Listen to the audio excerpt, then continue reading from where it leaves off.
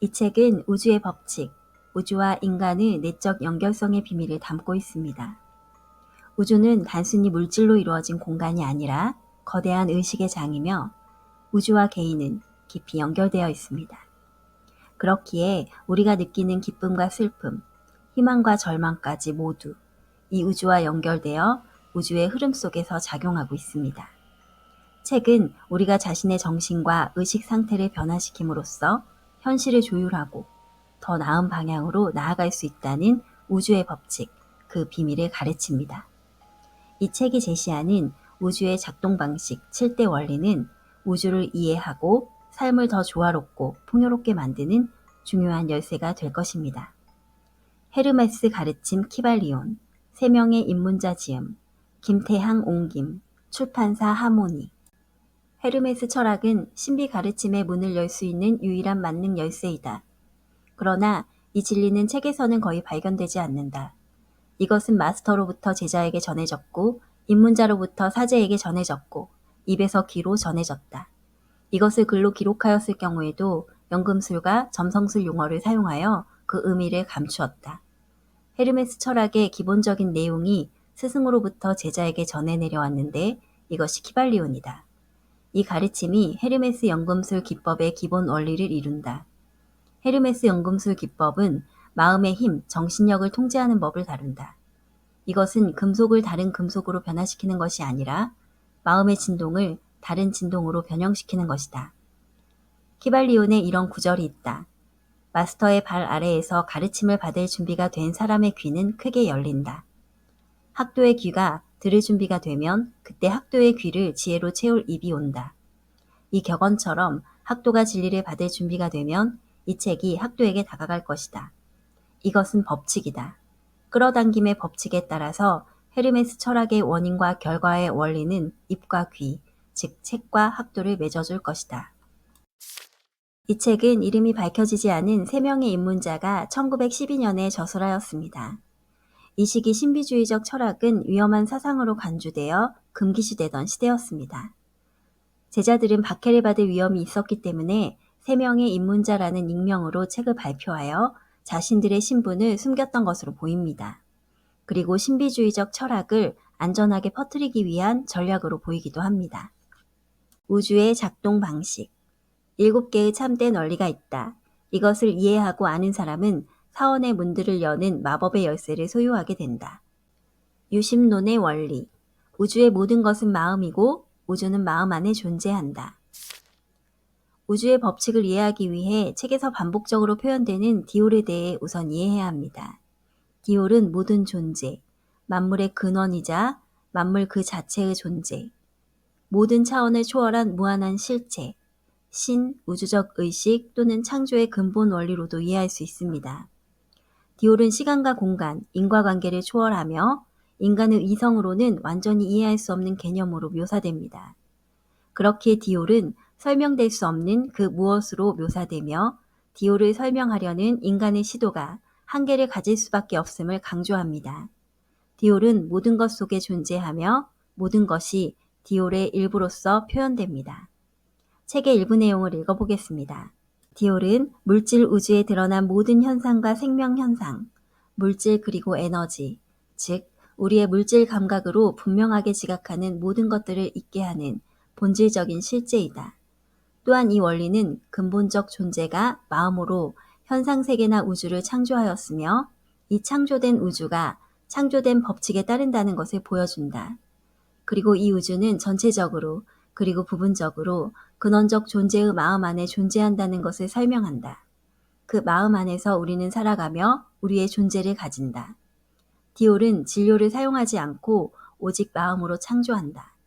디올이 자신의 정신작용으로 우주를 창조하듯이 학도인 여러분도 정신활동으로 자신의 우주를 창조할 수 있다. 우주와 우주 안의 모든 것은 디올의 정신 창조물이다. 진실로 말하건대 모든 것은 마음이다. 우주의 본질은 물질적인 것이 아니라 정신적인 것입니다. 이것이 키발리온의 첫 번째 원리입니다. 모든 것은 우주의 마음, 정신에서 비롯됩니다. 즉 우리가 보는 현실은 물질로 이루어진 것이 아니라 정신적 에너지로 구성되어 있습니다. 우리의 생각이 현실을 만들어낼 수 있다는 의미입니다. 이 원리는 창조와 변화가 모두 마음에서 시작된다고 강조합니다. 우리는 생각의 힘을 통해 자신의 삶을 변화시킬 수 있습니다. 상응의 원리. 위와 같이 그렇게 아래는 같고 아래와 같이 그렇게 위는 같다. 헤르메스 철학은 편의를 위하여 우주를 거대한 세 개의 개, 즉 물질계, 멘탈계, 그리고 영계로 나누어 설명한다. 상응의 원리는 현시와 생명과 존재의 여러 개 사이에 조화와 일치와 상응은 존재한다는 진리를 담고 있다. 이것은 우주 만물이 같은 원천에서 나오기 때문이다. 이 원리는 상위의 법칙은 아래의 법칙과 같고 영적 법칙은 물질 법칙과 같고 우주는 소우주와 같다라는 의미를 담고 있습니다. 큰 것과 작은 것이 서로 비슷하다는 것을 말합니다. 큰 우주의 구조와 작은 원자의 구조는 비슷합니다. 우주의 거대한 별과 행성들이 서로 영향을 주고받는 것처럼 작은 원자들도 서로 영향을 주고받습니다. 이렇게 큰 것과 작은 것이 서로 비슷하게 작동합니다. 모든 차원은 서로 상응하고 연결되어 있습니다.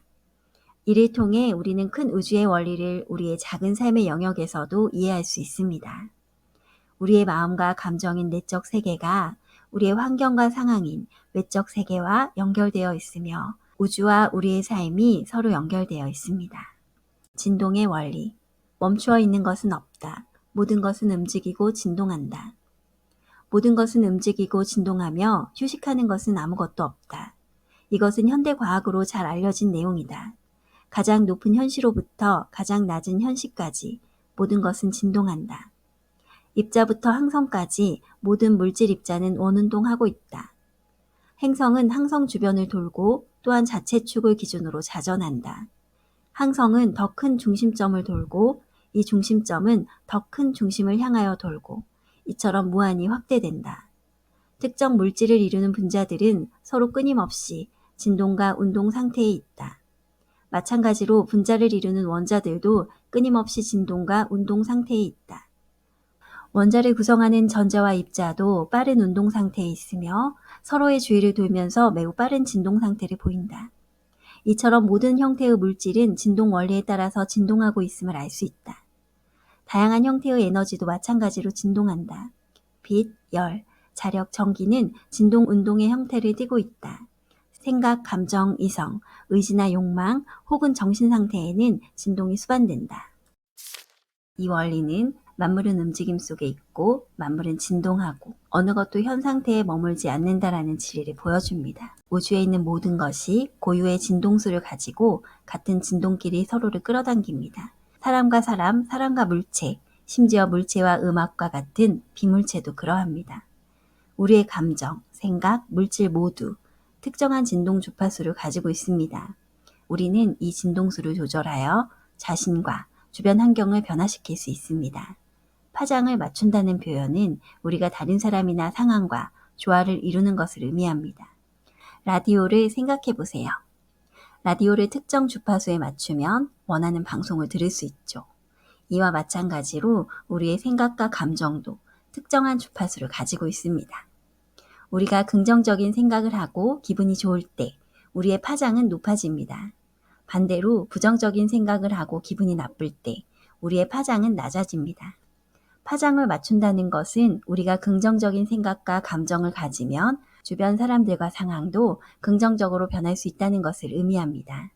즉, 우리가 좋은 에너지를 발산하면 주변 사람들도 그 에너지를 느끼고 긍정적으로 반응할 가능성이 높아집니다. 책의 일부를 읽어보겠습니다.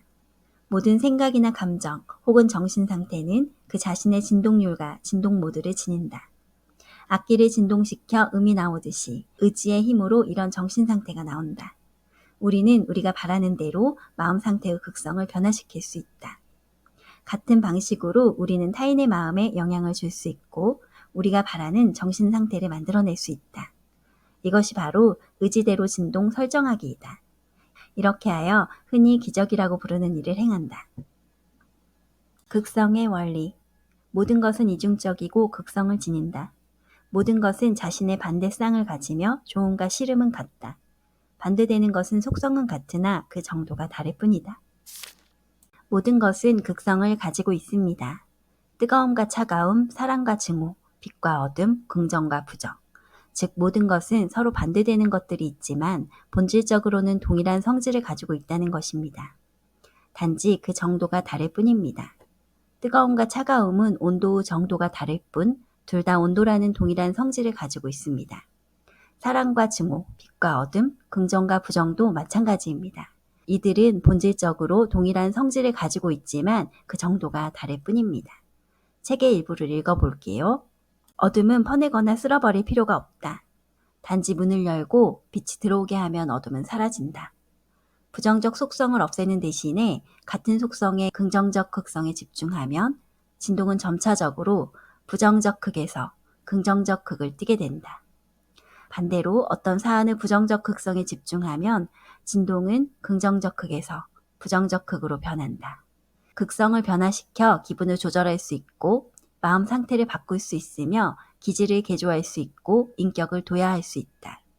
금속과 요소만이 아니라 마음도 한 상태에서 다른 상태로, 한 등급에서 다른 등급으로, 한 조건에서 다른 조건으로, 한 극에서 다른 극으로, 한 진동에서 다른 진동으로 변환될 수 있다. 리듬의 원리. 모든 것은 흐르고 들어오고 나가며 올라가면 내려간다. 리듬의 원리는 극성의 원리와 긴밀하게 연결이 된다. 세상에는 늘 작용과 반작용, 전진과 후퇴, 상승과 추락이 있다. 이런 현상은 우주, 태양, 세상, 인간, 동물, 마음, 에너지, 물질, 심지어 영에서도 일어난다. 이 원리는 세상의 창조와 파괴, 국가의 부흥과 몰락, 그리고 모든 삶에서 일어나고 더 나아가 인간의 정신 상태에서도 일어난다. 세계는 태어나고 성장하고 그리고 죽고 다시 태어난다. 이것은 모든 현상물에도 적용되는데 작용에서 반작용으로, 생성에서 소멸로, 활동에서 비활동 과정을 거쳐 다시 돌아온다. 이것은 살아있는 것에도 적용되는데 태어나 성장하다가 죽고 그리고 다시 태어난다. 이것은 또한 모든 움직임, 철학, 신조, 패션, 정부, 국가 등에도 적용되는데 나타나서 성장하다가 성숙해지고 그리고 쇠락을 거쳐 소멸한다. 그리고 새로운 탄생이 있다. 이처럼 모든 것에는 우주의 추운동이 분명하게 존재한다. 밤이 가면 낮이 오고 낮이 저물면 밤이 온다. 우주의 추는 여름에서 겨울로 움직이고 그리고 다시 여름으로 돌아온다. 멈추어 있는 것은 없고 모든 움직임은 리듬의 속성을 띠고 있다. 자연과 인간의 삶이 끊임없는 움직임과 변화 속에서 존재합니다. 봄, 여름, 가을, 겨울처럼 자연은 늘 순환합니다. 우리가 느끼는 기쁨과 슬픔, 활기와 지침도 일정한 리듬에 따라 반복됩니다. 성공과 실패, 행복과 고난은 삶 속에서 계속 번갈아 찾아옵니다. 이 주기적인 흐름은 우주의 법칙이며 이를 이해하면 삶의 변화에 대해 더 현명하게 대처할 수 있습니다. 모든 것이 주기적으로 흐르고 최악의 순간에도 상승의 기운이 시작됩니다. 삶의 어려움은 반드시 끝나고 새로운 기회가 다가옵니다. 삶의 파도에 휩쓸리지 않고 중심을 유지하려는 마음가짐으로 좋은 시기와 나쁜 시기 모두 자연스러운 흐름의 일부로 이해하면 삶의 도전과 고난 속에서도 더 큰 평안을 찾을 수 있을 것입니다. 리듬의 원리는 서핑에 비유할 수 있습니다. 파도는 항상 올라갔다가 내려옵니다. 우리가 서핑을 하려면 파도 자체를 통제할 수는 없지만 흐름에 맞춰 균형을 잡아야 합니다. 삶의 리듬도 마찬가지입니다. 파도의 흐름을 거스르려 하기보다 받아들이고 그 위에서 균형을 찾는 것이 이 원리가 주는 핵심 메시지입니다. 우리는 삶의 흐름을 통제할 수는 없지만 그 흐름 위에서 우리의 자세를 바꿀 수는 있습니다. 원인과 결과의 원리. 모든 원인에는 그 결과가 따르고 모든 결과에는 그 원인이 있다. 우주에는 우연이란 존재하지 않습니다.